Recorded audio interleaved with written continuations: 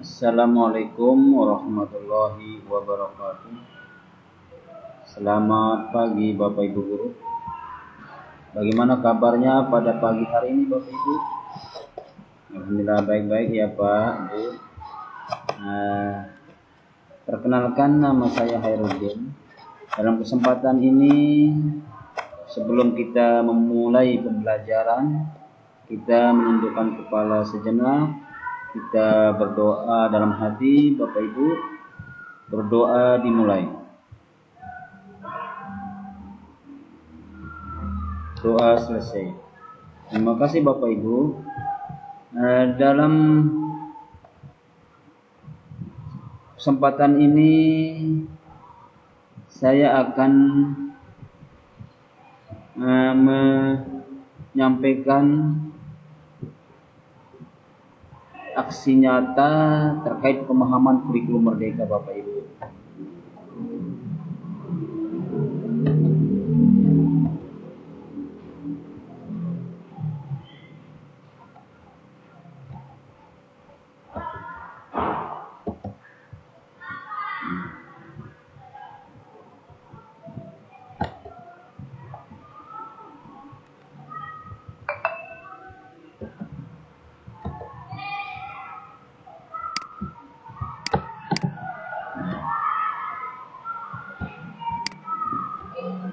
Saya ke slide yang kedua. Sebelum Bapak Ibu mempelajari lebih jauh terkait kurikulum merdeka ini, tujuan belajar kita Bapak Ibu diharapkan nanti mampu menganalisis prinsip pengembangan KOSP, kurikulum operasional kurikulum operasional satuan pendidikan. Tujuan pembelajaran yang kedua, Bapak Ibu mampu memahami pengelolaan dimensi profil pelajar Pancasila. Tujuan belajar yang ketiga, Bapak Ibu guru mampu memahami tema-tema yang ada dalam profil pelajar Pancasila, dan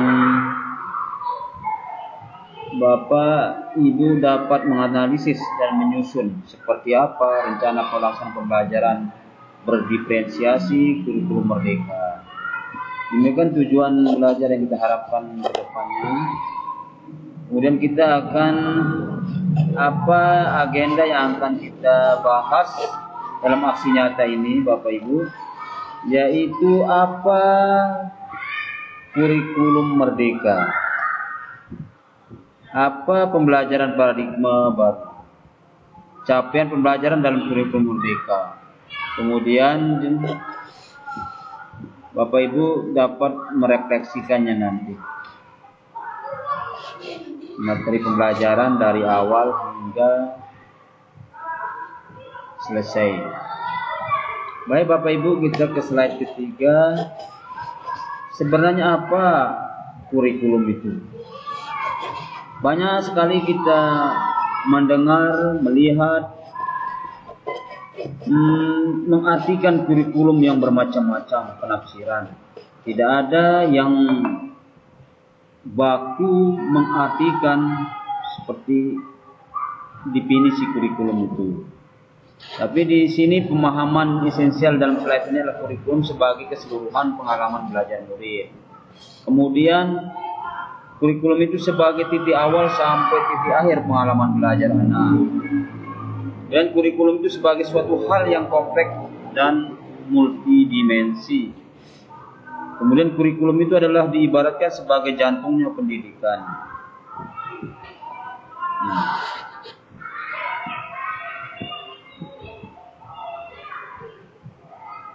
Nah, di sini di slide keempat ini komponen kurikulum. Komponen kurikulum menurut Rockefeller ada 4 komponen. Komponen yang pertama adalah tujuan, kedua konten atau isi materi, komponen yang ketiga adalah metode atau cara, dan komponen yang terakhir adalah evaluasi. Secara umum Bapak Ibu guru, beberapa negara mengklasifikasi komponen kurikulum yaitu tujuan pembelajaran. Komponen tujuan pembelajaran ini tentu diharapkan tercapai kebutuhan murid. Kemudian komponen selanjutnya yang kedua adalah panduan pedagogik. Bersama-sama kita ketahui Bapak Ibu, dalam ilmu keguruan, ilmu mendidik, kita pernah mendengar pedagogik. Pedagogik artinya bagaimana proses ilmu mengajar secara kedewasaan. Kemudian juga kita mengenal ada indragogik. Indragogik ini masuk ke tahapan kita sebagai pendidik, bagaimana menjadikan anak murid kita menjadi berpikir dewasa. Indragogik. Kemudian komponen yang selanjutnya, yang terakhir adalah panduan asesmen. Asesmen ini kan merupakan proses pengumpulan dan pengolahan informasi untuk kebutuhan belajar murid, perkembangannya dan capaian hasil belajarnya. Selanjutnya ke slide berikutnya, yaitu dari komponen tujuan pedagogis asesmen tersebut dapatlah didesain, yaitu mendesain kurikulum dan pembelajaran berdasarkan kebutuhan murid. Kemerdekaan murid dalam belajar merupakan jantung pengembangan kurikulum. Mengapa dikatakan jantung pengembangan kurikulum? Kita dapat mengibaratkan Bapak Ibu sebagai peredaran darah yang ada dalam tubuh kita. Peredaran darah yang mengalir ke seluruh tubuh kita ini, dia akan baik apabila organ-organ tubuh itu dapat berfungsi dengan normal, berfungsi sesuai dengan fungsinya, sehingga peredaran itu berjalan lancar. Dan demikian pula halnya dengan dalam proses pembelajaran ini, di mana komponen-komponen ini harus saling berinteraksi, saling berkolerasi, yang merupakan sebagai suatu sistem yang tidak terpisahkan. Kemudian peran kurikulum itu adalah sebagai pedoman dan acuan kita, acuan guru dalam pembelajaran, sehingga fungsi kurikulum bagi guru itu adalah memandu dalam proses belajar murid. Di dalam memandu pembelajaran, kita mengoptimalkan kerangka apa? Kerangka mewariskan nilai dan budaya masyarakat yang relevan dengan masa kini. Jadi kita sesuai dengan kebutuhan, bakat, minat apa yang dialami oleh murid kita. Sehingga tidak jauh beda apa yang akan kita terapkan dalam pembelajaran itu, unsur aspek-aspek nilai dan budaya masyarakat yang relevan dengan masyarakat. Dapatlah kita akan tampakkan dalam kerangka ini. Kemudian mengembangkan sesuatu yang dibutuhkan masa kini dan masa yang akan datang. Nah, kemudian kerangka menilai dan memilih hal mana yang relevan atau kontekstual sebagai kontrol budaya. Selanjutnya, slide kurikulum yang baik, tentu kurikulum yang sesuai dengan zamannya. Nah, sehingga di negara Indonesia ini silih berganti perubahan-perubahan kurikulum. 3 tahun setelah Indonesia merdeka, yaitu 1947, Indonesia sudah mengalami perubahan kurikulum. Di sanalah kemudian tahun 1950 Indonesia juga mengalami perubahan kurikulum. Perubahan kurikulum selanjutnya tahun 1960, 1975, 1980, 1984, 2004, 2006, kurikulum 2013. Nah, kurikulum 6 ke 2013, ini kita sudah mengenal kurikulum yang berbasis kompetensi, KBK. Nah, seiring perubahan zaman, kebutuhan, otomatis kurikulum ini selalu dinamis. Hingga tahun 2006, 2000 mendekati 2013 ada kurikulum KTSP, kurikulum tingkat satuan pendidikan. Nah, di sana otoriter satuan pendidikan akan menyusun kurikulum. Kemudian 2013 lah silih berganti perubahan yang terjadi di transisi 2013. Banyak perubahan, banyak sebagai kurikulum darurat, kurikulum yang disederhanakan, kemudian berlaku lagi kurikulum darurat, keadaan darurat di mana Indonesia mengalami COVID pandemi 19 sehingga tidak memungkinkan untuk tatap muka, sehingga kurikulum itu diberlakukan keadaan darurat. Situasi dan kondisi negara, pemerintah memberikan kebijakan kurikulum darurat. Kemudian tahun 2022 ini Kemendikbudristek mensosialisasikan kurikulum merdeka. Dalam siklus-siklus inquiry ini, yaitu menyatakan ingin tahu murid, mencari, mengumpulkan data, memilah, menganalisis suatu data, membuat koneksi materi dengan materi lainnya, mendalami, memotivasi murid secara esensial, kemudian mengambil tindakan, refleksi, atau aksi nyata. Nah, kerangka dasar kurikulum itu terdiri dari tujuan pendidikan nasional, profil pelajar Pancasila, struktur kurikulum merdeka, prinsip pengembangan dan asesmen, dan capaian pembelajaran. Nah, di tujuan pendidikan nasional ini Bapak Ibu Guru, sudah kita mendengar dicantumkan di dalam pembukaan Undang-Undang Dasar 1945 di alinea keempat, yaitu tujuan pendidikan nasional kita adalah mencerdaskan kehidupan bangsa, memajukan perdamaian mencerdaskan kehidupan bangsa, ikut melaksanakan ketertiban dunia yang berdasarkan kemerdekaan, ikut melaksanakan ketertiban dunia, memajukan kesejahteraan umum.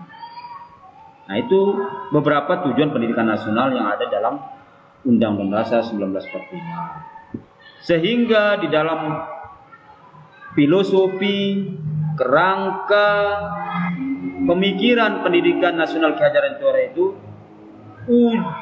pendidikan final terakhir daripada tujuan pendidikan nasional adalah mewujudkan profil pelajar Pancasila. Nah, di sini dia Bapak Ibu, di profil pelajar Pancasila itu, ya, itu terdiri dari 6 dimensi. Ya. 6 dimensi mulai dari bagaimana pembelajaran kait beriman, takwa kepada Tuhan Yang Maha Esa, kemudian berakhlak mulia. Yang ketiga, profil Pancasila yang ketiga adalah mandiri, kemudian bergotong royong, kemudian bernalar kritis, dan berkebinekaan global. Selanjutnya kerangka dasar kurikulum, yaitu struktur kurikulum merdeka. Nah, sosialisasi Kemendikbudristek ini, struktur kurikulum merdeka itu tidak lagi Bapak Ibu akan diperkenalkan, disajikan dengan fase-fase di dalam satuan pendidikan. Kemudian kerangka dasar kurikulum selanjutnya prinsip pengembangan dan asesmen dan capaian pembelajaran. Nah, dari kerangka dasar kurikulum ini Bapak Ibu, kita akan dapat melihatnya dalam slide berikutnya.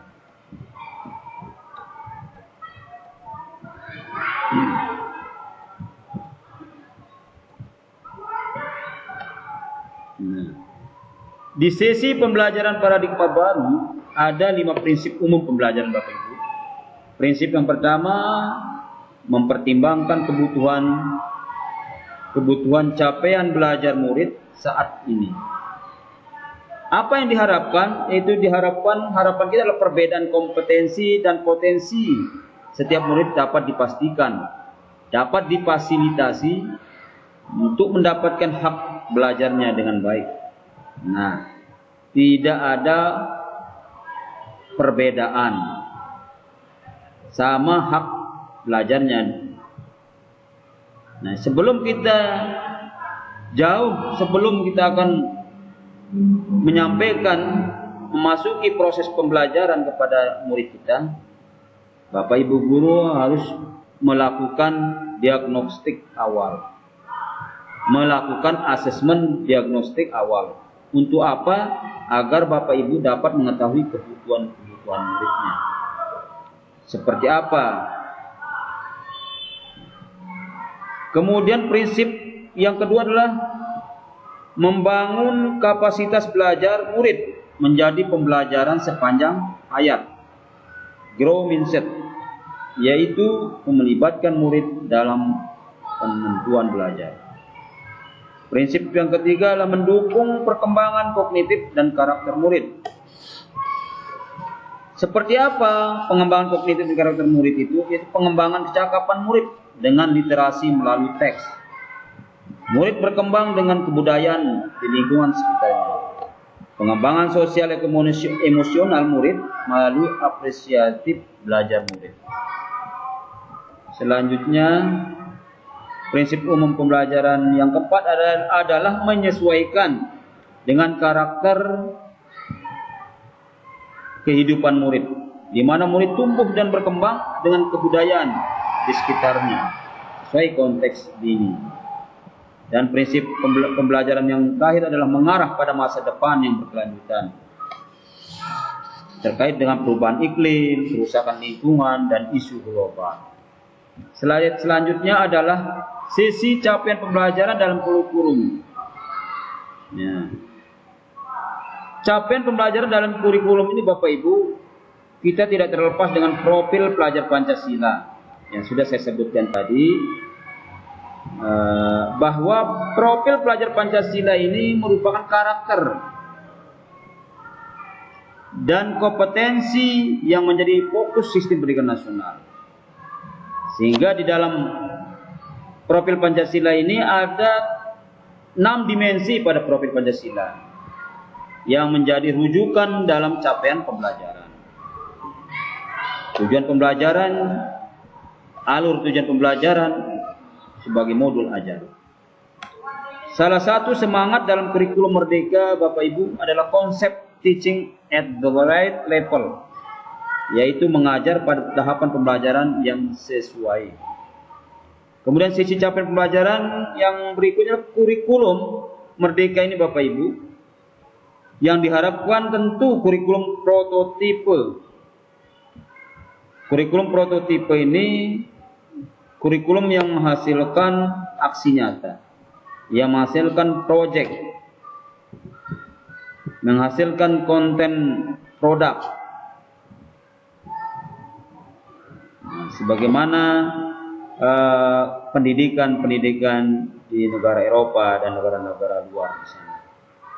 Kemudian capaian kompetensi pada capaian pembelajaran ini diturunkan menjadi tujuan pembelajaran yang tersusun menjadi sebuah alur tujuan pembelajaran. Alur tujuan pembelajaran ini digunakan untuk memasukkan modul ajar yang kita kembangkan sesuai dengan keinginan. Nah, asesmen yang dilakukan cukup melihat kompetensi yang ada pada capaian pembelajaran Bapak Ibu. Penyusunan capaian pembelajaran ini disesuaikan dengan tingkat usianya. Penyusunan kompetensinya disesuaikan dengan capaiannya. Sehingga dalam proses pembelajaran sekiranya ada ditemukan anak dalam fase C, atau bisa kita di fase C ini kelompok kelas 5 dan 6. Nah, apabila di kelas 5 dan 6 ini ada siswa yang masih belum bisa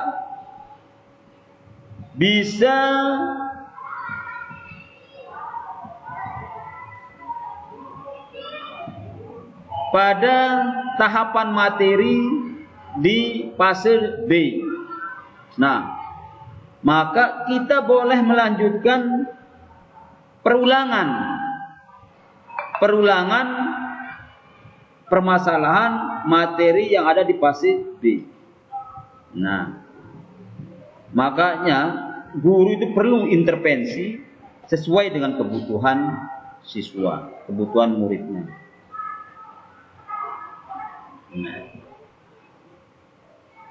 Nah, kita ke slide sesi struktur pembelajaran dalam kurikulum Merdeka. Bapak Ibu guru, di slide yang tadi saya sudah menyebutkan struktur, fase-fase. Jadi pembelajaran dengan paradigma baru ini merupakan upaya pembelajaran sepanjang hayat dengan penguatan profil pelajar Pancasila. Di dalam kurikulum Merdeka ini kita mengenal fase-fase. Nah, fase esensial, fase yang mendasar adalah satuan pendidikan PAUD. Itu pendidikan anak usia dini atau sekolah kelompok bermain. Fase A kelas 1 dan 2. Fase B kelas 3 dan 4. Fase C kelas 5 dan 6. Fase D kelas 7, 8 dan 9. Jadi fase 7, 8 dan 9 ini masuk di kelompok sekolah di SMP atau MTS. Fase E kelas 10, fase F kelas 11 dan 12. Fase E ini kelas 10 ini kelas 1 SMA, SMK.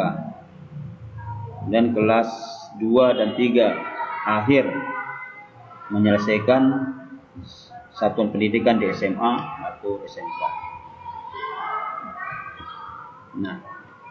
Nah, dalam profil pelajar Pancasila kita mengenal tema Bapak Ibu. Tema yang ada dalam profil pelajar Pancasila ini kita mengenal gaya hidup berkelanjutan, kearifan lokal, Bhinneka Tunggal Ika, bangunlah jiwa dan raganya, suara demokrasi, berkaya dan berteknologi membangun negara kesatuan Republik Indonesia, dan kewirausahaan. Nah, dari ketujuh tema yang diperkenalkan dalam profil pelajar Pancasila di kurikulum Merdeka Bapak Ibu, di proyek-proyek profil pelajar Pancasila ini merupakan pembelajaran karakteristik, disiplin, dan pemecahan masalah. Asesmen Bapak Ibu, asesmen ini merupakan proses pengumpulan dan pengolahan informasi untuk mengetahui kebutuhan belajar, perkembangan, dan pencapaian hasil belajar. Apa peran asesmen Bapak Ibu? Yaitu memberikan informasi sebagai umpan balik bagi guru, feedback bagi guru, murid, dan orang lain, tentunya wali murid, agar dapat memandu mereka dalam menentukan strategi pembelajaran selanjutnya. Jadi tidak terlepas dari peran orang tua sebagai komponen langkah awal untuk terlibat di dalam memajukan pembelajaran memajukan pendidikan. Sehingga ada 3 model pembelajaran yang diadaptasi di sini. Model reguler, model blok, model kolaborasi. Model pembelajaran reguler ini Bapak Ibu yaitu model pembelajaran yang umum digunakan secara terpisah. Kemudian model blok, model pembelajaran yang dikelola dalam blok-blok semester. Bisa kita katakan pembagian sekat-sekat. Umpamanya dalam 1 semester kita menyelesaikan seperti IPA, materi IPA. Kemudian nanti semester berikutnya, semester keduanya kita akan menyampaikan materi IPS dan lain sebagainya. Kemudian model kolaborasi, yaitu guru berkolaborasi, guru bekerja sama untuk saling melakukan pembelajaran terpadu. Nah, demikian Bapak Ibu, dari aksi nyata ini kami berharap mari kita semangat dan berkolaborasi bersama-sama untuk meningkatkan dan mewujudkan apa yang menjadi tugas kita bersama sebagai pendidik dalam memimpin pembelajaran untuk mentransformasi pendidikan serta memahami kurikulum merdeka. Nah, Bapak Ibu, di dalam kurikulum merdeka ini kepemahaman kita bagaimana untuk mentransformasi pendidikan. Nah, di slide ini Bapak Ibu kita akan berjalan ke negara India ya Bapak Ibu. Di negara India Bapak Ibu akan menyaksikan videonya ya, bagaimana apa yang ada dalam video ini. Barangkali kita sama-sama menontonnya.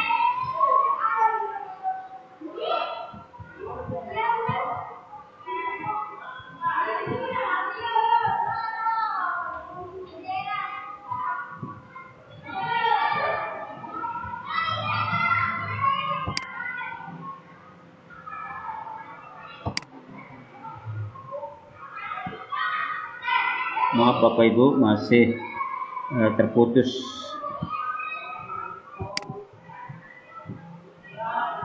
internetnya.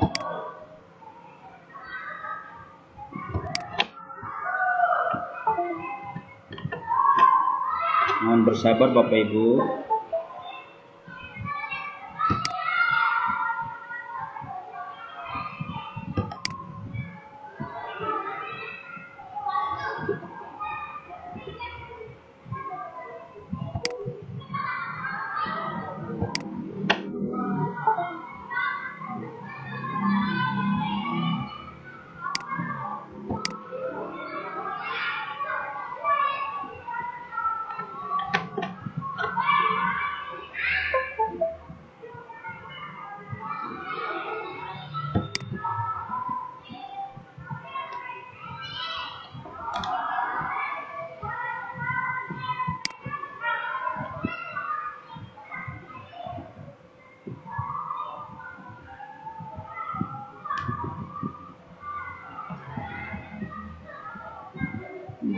Kayak gangguan internet.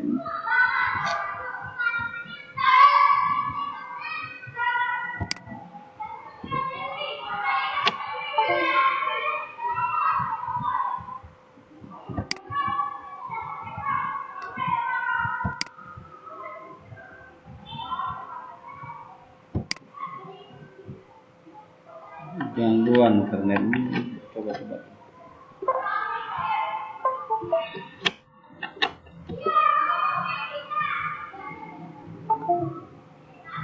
Dan bisa.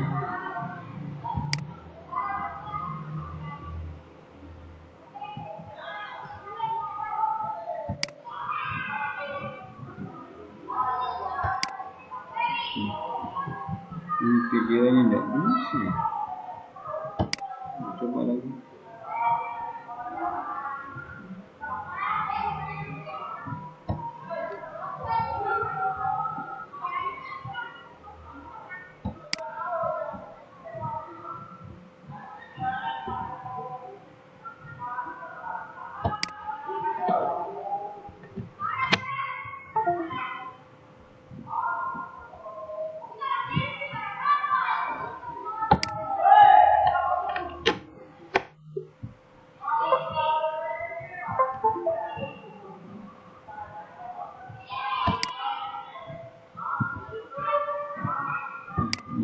gangguan internet untuk bisa menonton videonya Bapak Ibu. Jadi kita lanjutkan Bapak Ibu ya. Dari aksi nyata mulai dari awal sampai akhir ini Bapak Ibu, kita merefleksikan apa yang sudah Anda pelajari terkait kurikulum Merdeka, kepemimpinan menuju transformasi pendidikan. Bapak Ibu nanti silakan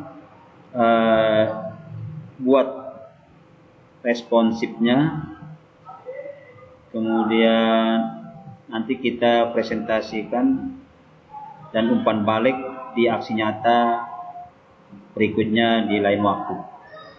Ya Bapak Ibu. Nah, mari yuk kita belajar dan mempersiapkan diri untuk melakukan transformasi pendidikan di Indonesia di era kurikulum merdeka Bapak Ibu. Bapak Ibu hebat. Hati kita tergerak. Bergerak dan menggerakkan Indonesia maju. Demikian Bapak Ibu, aksi nyata yang sudah saya sampaikan, mudah-mudahan bermanfaat dan mari kita sama-sama untuk memberikan kepemahaman terkait kurikulum merdeka ini. Demikian, Assalamualaikum warahmatullahi wabarakatuh.